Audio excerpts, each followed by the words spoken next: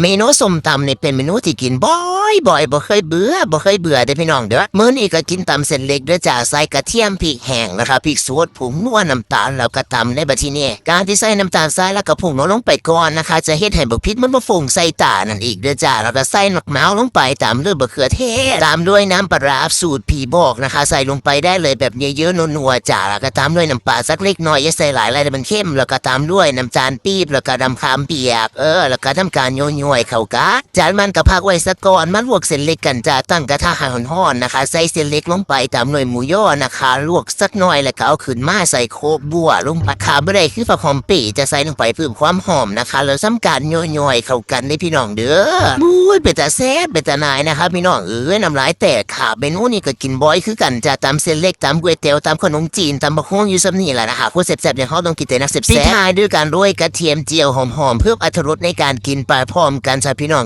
แซ่บๆน้ำกันจ้า